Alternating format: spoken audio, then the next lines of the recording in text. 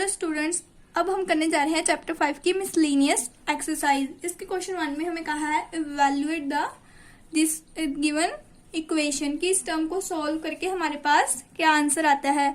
जैसे कि मैंने आपको एक्सरसाइज 5.1 में सिखाया है कि कोई भी आयोटा की टर्म को हम सबसे पहले इवन की फॉर्म में बनाते हैं, क्योंकि इवन की फॉर्म में बनने के बाद हम उसको आयोटा की स्क्वायर की टर्म में लिख सकते हैं, जिसकी मदद से हम इसको इजीली सॉल्व कर लेते हैं। तो देखते हैं कि इसको कैसे सॉल्व करेंगे।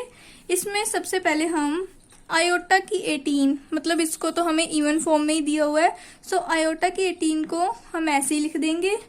अब इसमें 1 अपॉन आयोटा की पावर क्या है 25, सो इसको हम ऐसे लिख सकते हैं 1 अपॉन आयोटा की पावर 25, क्योंकि 1 की अगर पावर 25 भी लिखेंगे तो 1 को 25 बार मल्टीप्लाई करके भी हमारे पास क्या आएगा 1 ही तो आएगा। सो इसके लिए हम 1 अपॉन आयोटा की पावर 25 लिख सकते हैं और क्यूब ऐसे का ऐसे ही।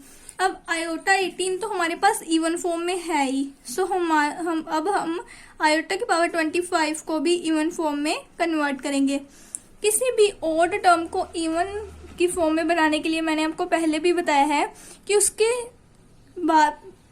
उसके एक नंबर पहले जो हमारे पास इवन नंबर आता है ना, हम वो वाली टर्म ले लेते हैं। जैसे कि आयोटा 25 से जस्ट पहले हमारे पास क्या आता है आयोटा की पावर 24, जो कि क्या होती है इवन, सो हम उसको लिख लेंगे। अब आयोटा की पावर 24 मल्टीप्लाई बाय आयोटा, क्योंकि देखो दोनों की नीचे वाली टर्म सेम है, सुपर वाली पावर्स क्या ऐड हो जाती है, जैसे कि x की पावर 2 और x की पावर 3 हो, सो इनकी नीचे वाली टर्म सेम होती है, सो पावर्स क्या हो जाती है ऐड, तो ये क्या बन जाता है x की पावर 5।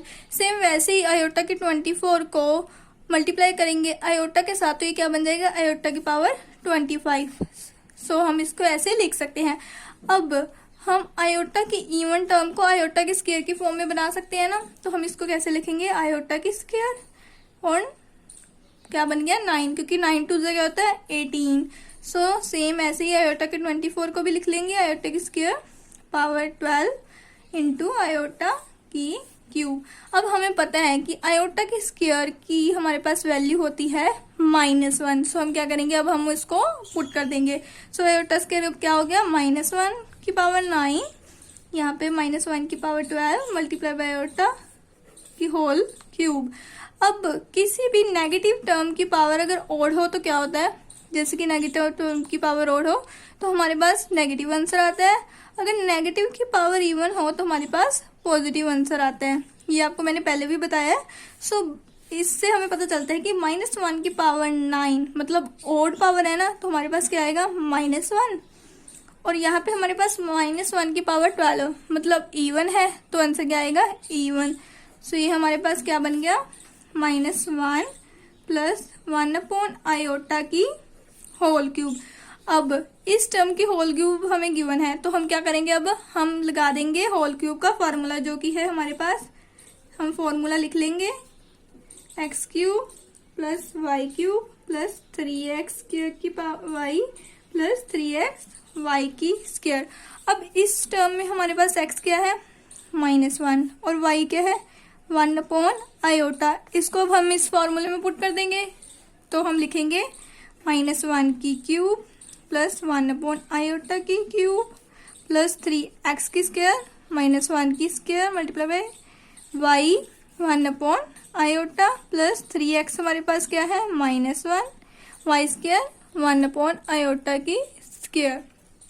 अब -1 की क्यूब किसी भी नेगेटिव टर्म की पावर अगर ओड हो तो क्या होता है नेगेटिव, -1 नहीं आ गया, और 1 अपॉन आयोटा की क्यूब इसको लिख सकते हैं क्योंकि 1 की क्यूब 1 नहीं होगा, प्लस 3 -1 की स्क्वायर क्या बन गया simple 1 multiply by 1 upon iota plus 3 को 1 के साथ किया क्या बन गया -3 multiply by 1 upon iota square. अब -1 को तो हम ऐसे लिख देंगे 1 अपॉन आयोटा क्यूब, ये क्या बन गया +3 अपॉन आयोटा, ये क्या बन गया -3 अपॉन आयोटा की स्क्वायर। अब इन सबके नीचे हमारे पास आयोटा की क्यूब आयोटा और आयोटा की स्क्वायर बच रही है, और इनको भी हमें क्या करना पड़ेगा सॉल्व, क्योंकि हमको डिनोमिनेटर में आयोटा की टर्म अगर आती है तो वो हमारा गलत आंसर आता है। सो अब हम क्या करेंगे यहाँ पे हमारे पास क्या है, ओड टर्म। सो ओड टर्म को हम क्या बनाएंगे, इवन। सो ये क्या बन गई, iota square into iota plus 3 iota. ऐसे ही आयोटा के स्क्वायर के हमारे पास पता ही है हमारे को -1 वैल्यू होती है, सो वो पुट कर दी। अब इसमें -1, इसमें भी आयोटा स्क्वायर की वैल्यू पुट कर दी, तो बन गया -1 आयोटा प्लस 3 आयोटा। ये हमारे पास माइनस और माइनस प्लस 3 बन गया, इक्वल टू ये 3 में से 1 अगर हमने माइनस किए तो क्या बच गया 2। ये आयोटा और आयोटा वाली टर्म है, सो हम इन दोनों का एलसीएम ले लेंगे तो क्या बनेगा 3 आयोटा। ये माइनस का साइन ऊपर चला जाएगा तो ये क्या बन गया 1 आयोटा। अब एलसीएम लेके हमारे पास क्या टर्म बनी 2 और 3 माइनस 1 आयोटा। सो ये क्या बन गया 2 प्लस 2 आयोटा। पर फिर से हमारे पास अपोन में आयोटा आ गया। अगर अपोन में आयोटा की टर्म आती है तो हमें क्या करना पड़ता है, रैशनलाइज करना पड़ता है, क्योंकि अपोन में आयोटा नहीं आना चाहिए। सो हम सबसे पहले इसका एलसीएम ले लेंगे तो क्या बन गया 2 आयोटा प्लस 2 आयोटा। अब आयोटा को हम क्या कर लेंगे, रैशनलाइज, ताकि हमारे अपोन में आयोटा ना आए, क्योंकि अगर अपोन में आयोटा आता है तो हमारा आंसर क्या होता है, गलत होता है।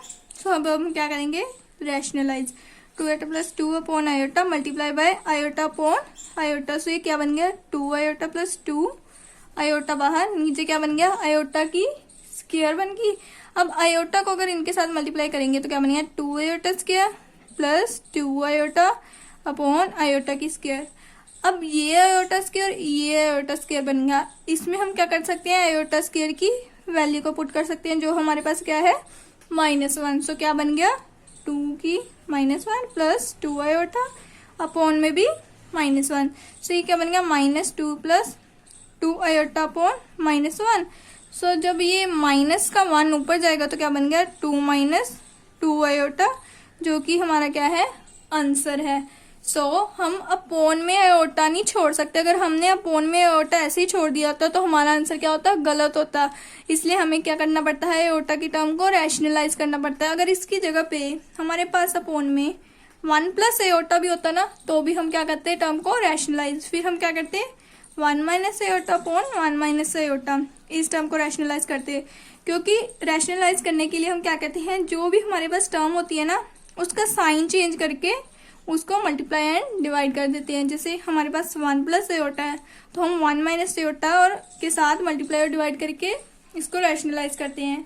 क्वेश्चन 2 में उन्होंने कहा है for any 2 complex number Z1 and Z2 prove that real part of Z1 into Z2 equal to real part of Z1, real part of Z2 minus imaginary part of Z1, imaginary part of Z2। अब complex number Z1 Z2 क्या होते हैं, जैसे कि हमारे पास Z complex number होता है x plus iota y की फॉर्म में, वैसे ही हमारे पास Z1 and Z2 complex number हो गए। उन्होंने कहा है कि real part of this function, मतलब Z1 और Z2 जो 2 फंक्शन दिए हैं उनका रियल पार्ट किसके बराबर होगा, real part of Z1 real part of Z2 minus imaginary part of Z1 imaginary part of Z2। अब रियल पार्ट मैंने जैसे कि आपको एक्सरसाइज 5.1 में बताया ही है कि जो हमारा जो x होता है ना, वो रियल पार्ट ऑफ Z होता है। मैंने वहां पे लिखा भी था कि रियल पार्ट ऑफ Z हमारे पास क्या होता है x, और real imaginary part of Z क्या होता है y होता है। अकेला y होता है, आयोटा नहीं होता। आयोटा के साथ वाली टर्म हमारे पास क्या होती है इमेजिनरी पार्ट, और रियल पार्ट हमारे पास क्या होता है Z। सो अब हम इसको कैसे प्रूफ करेंगे देखते हैं। सबसे पहले हम ले लेंगे 2 complex number Z1 and Z2। Z1 हम क्या लेंगे, Z1 हम लेंगे x प्लस आयोटा y, और Z2 हम ले लेते हैं a प्लस आयोटा b।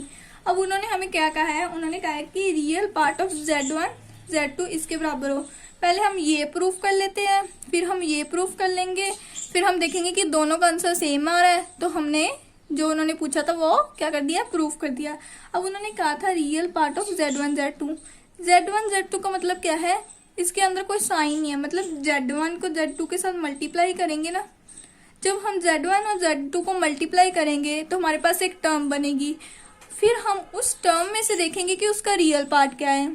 सबसे पहले हम क्या करते हैं, Z1 एंड Z2 को मल्टीप्लाई कर लेते हैं। सो हम लिखते हैं Z1 multiply by Z2। Z1 क्या है x प्लस आयोटा y, और Z2 क्या है a प्लस आयोटा b। अब मल्टीप्लाई करेंगे तो कैसे करेंगे, एक्स को ए के साथ किया क्या बन गया एक्स ए, एक्स को आयोटा बी के साथ किया क्या बन गया एक्स बी आयोटा, अब आयोटा वाई को ए के साथ किया बन गया वाई ए आयोटा, अब आयोटा वाई को आयोटा बी के साथ किया क्या बन गया आयोटा की स्क्वायर वाई बी। अब एक्स ए तो ऐसे लिख देंगे, इन एक्स बी को भी ऐसे लिख देंगे, वाई ए को भी। अब आयोटा स्क्वायर हमें पता है क्या होता है -1, सो ये टर्म क्या बन गई हमारे पास माइनस वाई बी। अब ये आयोटा वाली टर्म है, ये भी आयोटा वाली टर्म है, और ये बिना आयोटा के, ये भी बिना आयोटा के। सो हमें पता है जो टर्म बिना आयोटा के होती है उसको हम पहले लिख लेते हैं, तो क्या बनेगा एक्स से माइनस वाई बी। आयोटा वाली टर्म में से आयोटा कॉमन निकाल लेंगे तो क्या बन गया एक्स बी प्लस वाई ए।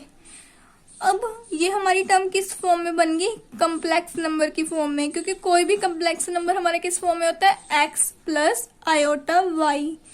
ये भी क्या है, ये हमारी पूरी टर्म क्या होगी एक्स, ये आयोटा ऐसे ही, और वाई क्या बन गया ये। अब उन्होंने हमें कहा है कि फाइंड करो real part of z1 into z2। So real part of z1 into z2 का क्या बन गया, जैसे कि मैंने आपको बताया कि कम्प्लेक्स नंबर में जैसे कि x प्लस आयोटा वाई में रियल पार्ट क्या होता है x होता है, जिसके साथ आयोटा नहीं लगा होता वो हमारा क्या होता है रियल पार्ट। सो इसमें हमारा रियल पार्ट क्या हो गया x से माइनस वाई बी। सो ये हमारा क्या निकल गया real part of z1 z2। अब हम क्या सॉल्व करेंगे, real part of z1 into real part of z2। Real part of z1, इसके बीच में और कोई साइन नहीं है, मतलब मल्टीप्लाई ये होगा ना। So real part of z1 को हम मल्टीप्लाई करेंगे रियल पार्ट ऑफ z2 के साथ। इसको हम ऐसे भी लिख के मैं बताती हूँ आपको कि real part of z1 multiply by real part of z2 minus imaginary part of z1 multiply by imaginary part of z2। अब रियल पार्ट ऑफ z1 क्या है वो हम यहाँ से देखेंगे, हमें पता चल गया x हमारा क्या है रियल पार्ट, और रियल पार्ट ऑफ z2 क्या है a, क्योंकि a के साथ क्या नहीं है iota. Imaginary part of z1 हमारे पास क्या है आयोटा इंटू y, मतलब y हमारा क्या है z1 का इमेजिनरी पार्ट, और z2 का क्या है b। सो ये टर्म क्या बन गई x से माइनस वाई बी। ये हमने क्या सॉल्व किया था लेफ्ट हैंड साइड को, और ये हमने क्या सॉल्व किया है राइट हैंड साइड। अब हम अगर गौर से देखें तो इसको सॉल्व करके जो हमारा आंसर आया है और वही तो हमारा इस टर्म को सॉल्व करके आया है, आंसर सेम है ना। वही तो उन्होंने कहा था कि इसको सॉल्व करके जो आंसर आएगा वो हमारा इस टर्म को सॉल्व करके जो आंसर आएगा उसके इक्वल होगा। सो हम क्या लिखेंगे, इसको फर्स्ट मान लेंगे, इसको second, from first and second हमारे पास क्या आ गया ये इक्वल आ गया। मतलब जो उन्होंने कहा था हमें प्रूफ करने को, हमने वो क्या कर दिया है प्रूफ कर दिया है। बस आपको ये पता होना चाहिए कि रियल पार्ट क्या होता है और इमेजिनरी पार्ट क्या होता है। और रियल पार्ट क्या होता है हमारे पास x होता है, इमेजिनरी पार्ट क्या होता है आयोटा के साथ वाली टर्म होती है। आयोटा को नहीं लेना होता, आयोटा के साथ वाली टर्म होती है। सो ऐसे हमने इसको प्रूफ कर दिया। अब क्वेश्चन थर्ड में उन्होंने कहा है कि reduce this equation two standard form. हमारी कम्प्लेक्स नंबर की स्टैंडर्ड फॉर्म क्या आती है x प्लस आयोटा वाई। तो उन्होंने कहा है कि इस टर्म को सोल्व करके हमें answer simply x plus iota y की फॉर्म में आना चाहिए।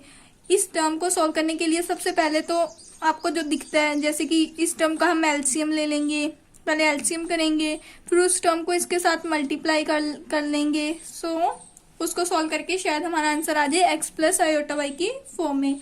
सो सबसे पहले हम क्या लेते हैं एलसीएम। एलसीएम लेने के लिए हम क्या करेंगे 1 plus iota minus 2 1 minus 4 iota upon में क्या बन गया 1 माइनस 4 आयोटा 1 प्लस आयोटा की टर्म। ये क्या है मल्टीप्लाई हो रही है आपस में। इस टर्म को अभी हम ऐसे ही लिख लेंगे क्योंकि पहले हम इसका एलसीएम सॉल्व करेंगे, देन उसको इस टर्म के साथ क्या करेंगे मल्टीप्लाई। 1 प्लस आयोटा ऐसे ही लिख लेंगे। ये क्या बन गया -2, माइनस और माइनस क्या बन गया प्लस का 8 आयोटा। नीचे हमारी 1 प्लस आयोटा को 1 के साथ मल्टीप्लाई किया तो क्या बन गया 1 प्लस आयोटा। फिर 1 प्लस आयोटा को 4 आयोटा के साथ मल्टीप्लाई करेंगे तो क्या बन गया -4 आयोटा -4 आयोटा की स्क्वायर। सो ये पूरी टर्म बन गई। इस टर्म को फिर से हम वैसे ही लिख लेंगे 3 minus 4 iota upon 12 plus iota. ऊपर अब क्या बन गया, इसमें भी आयोटा वाली टर्म को अलग से सॉल्व कर लेते हैं और रियल पार्ट को अलग से। -2 × 1 क्या बन गया, -1। 8 आयोटा प्लस आयोटा क्या बन गया हमारे पास, 9 आयोटा।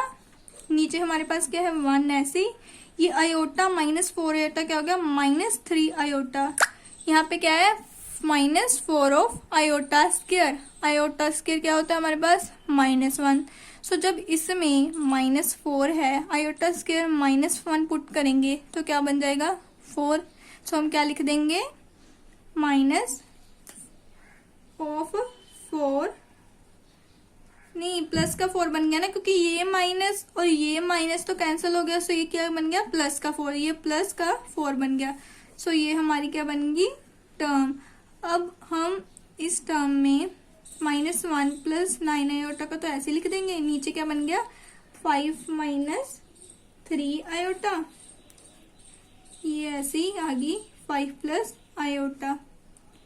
अब हम इन दोनों टर्म को मल्टीप्लाई कर लेंगे। मल्टीप्लाई करके देखते हैं कि ये x प्लस आयोटा y की फॉर्म में बनता है कि नहीं।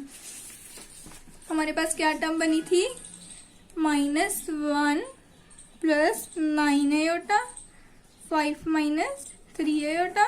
मल्टीप्लाई किससे का साथ करना था, 3 माइनस 4 आयोटा, 5 प्लस आयोटा। अब इस टर्म को मल्टीप्लाई मैं सिंपली लिख लेती हूँ पहले। जैसे हमें -1 प्लस 9 आयोटा को मल्टीप्लाई करना है 3 माइनस 4 आयोटा के साथ, और 5 माइनस 3 आयोटा को मल्टीप्लाई करना है 5 प्लस आयोटा के साथ। अब इसमें जब हम -1 को 3 के साथ करेंगे तो क्या बनेगा, -3। -1 को -4 आयोटा के साथ करेंगे तो क्या बनेगा, प्लस का 4 आयोटा। अब 9 आयोटा को 3 के साथ करेंगे तो 3 9 27 आयोटा। 9 को 4 के साथ करेंगे तो 36 आयोटा की स्क्वायर। नीचे 5 को 5 के साथ 25, 5 को आयोटा के साथ 5 आयोटा, 3 को 5 के साथ 15 आयोटा, -3 आयोटा के साथ -3 आयोटा की स्क्वायर। अब इसमें -3 तो ऐसे ही आ जाएगा, 27 × 4 क्या बन जाएगा, 31 आयोटा। और 36 आयोटा की स्क्वायर की वैल्यू हमारे पास क्या होती है, -1। वो हमने पुट कर दिया, आयोटा की स्क्वायर की वैल्यू होती है -1। नीचे बन गया 25, 15 में से 5 गए, -10 आयोटा। इसमें भी आयोटा की स्क्वायर की वैल्यू -1 पुट कर देंगे। तो ये सॉल्व करके क्या बन गया, -3 plus 31 iota plus 36, 25 minus 10 iota plus 3। सो ये बन गया 33 प्लस 31 आयोटा, और नीचे बन गया 28 माइनस 10 आयोटा। अब इस टर्म में हमारे पास नीचे कौन सी टर्म आ गई, आयोटा की फॉर्म में टर्म आ गई। बट जहां तक हमने पढ़ा है, हमें पता है कि अगर डिनोमिनेटर में आयोटा की टर्म आती है तो हमारा आंसर अभी भी निकला नहीं है, हमें इसको और सोल्व करना पड़ेगा। क्योंकि डिनोमिनेटर में अगर आयोटा की टर्म को हम ऐसे ही छोड़ देंगे तो हमारा सम क्या हो जाएगा, रॉन्ग। अब हम क्या करेंगे, इस टर्म को क्या करेंगे, रैशनलाइज। बट 28 माइनस 10 आयोटा कितनी बड़ी टर्म है रैशनलाइज करने के लिए। सो हम देखेंगे कि इसमें से अगर कुछ कॉमन निकल रहा है तो निकाल लेंगे, ताकि टर्म हमारी छोटी हो जाए और मल्टीप्लाई करना हमारे लिए इजी हो जाए। सो ये हमारे पास क्या है, 33 प्लस 31 आयोटा। इसमें से क्या निकल गया, 2 कॉमन निकल गया, तो क्या बन गया 14 माइनस 5 आयोटा। अब हम 14 माइनस 5 आयोटा को क्या करेंगे, रैशनलाइज। तो क्या बनेगा 33 प्लस 31 आयोटा, 2 ऐसे ही 14 माइनस 5 आयोटा। रैशनलाइज करने के लिए आपको जैसे पता ही है कि जो टर्म हमने रैशनलाइज करनी होती है ना, उसका ऑपोजिट साइन के साथ हम मल्टीप्लाई डिवाइड करते हैं। जैसे में 14 प्लस 5 आयोटा। अब हम क्या करेंगे, 33 को 14 के साथ मल्टीप्लाई करेंगे और 31 को 5 के साथ। अगर पहले हम 28 माइनस 10 लेते तो 28 को 33 के साथ मल्टीप्लाई करना पड़ता, तो कितना बड़ा मल्टीप्लिकेशन हो जानी थी। सो अब हम इसको मल्टीप्लाई करेंगे, 33 मल्टीप्लाई बाय 40 प्लस 33 को 5 आयोटा के साथ, 31 आयोटा को 14 के साथ, 31 आयोटा को 5 आयोटा के साथ, नीचे हमारा 2 ऐसे का ऐसे ही, और ये a माइनस बी और a plus b equal to क्या होता है, a square minus b square. ये वो वाला फार्मूला लग गया। अब 33 को 14 के साथ मल्टीप्लाई किया तो क्या बना, 462। तो ये क्या बन गया, 462। और 33 को 5 के साथ किया तो बन गया 165 आयोटा। 31 आयोटा को 14 के साथ किया 434 आयोटा, और 31 को 5 के साथ किया 155 आयोटा की स्क्वायर अपॉन में 2 ऐसे का ऐसे ही। 14 की स्क्वायर क्या होता है, 196, और 5 की स्क्वायर 25 आयोटा की स्क्वायर। अब यहाँ पे भी आयोटा स्क्वायर है, यहाँ पे भी आयोटा स्क्वायर है, तो आयोटा स्क्वायर क्या होती है, -1। ये हमें पता है, सो वो वैल्यू हम पुट कर देंगे। ये क्या बन गया, 462, और 165 प्लस 434 को जब प्लस किया तो क्या बन गया, 599 आयोटा।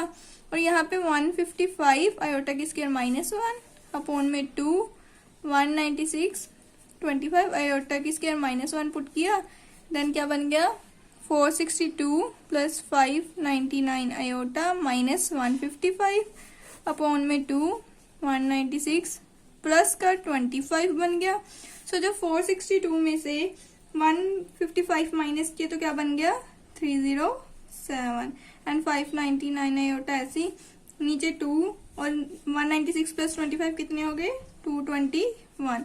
सो ऊपर टर्म ऐसी रहेगी, नीचे की टर्म मल्टीप्लाई करके क्या बन गया, 442। अब इसको उन्होंने कहा था हमें शो करो स्टैंडर्ड फॉर्म में। स्टैंडर्ड फॉर्म क्या होती है, z equal to x plus iota y. So अब इसको हम ऐसे लिख सकते हैं, 599 आयोटा अपॉन 440। ये हमारा क्या हो गया, x, ये हमारा हो गया y, और साथ में आयोटा। सो ये क्या बन गई, स्टैंडर्ड फॉर्म। अगर आपने हमारी यहाँ तक वीडियो देखी है तो वीडियो को लाइक और चैनल को सब्सक्राइब जरूर कीजिएगा। Thank you.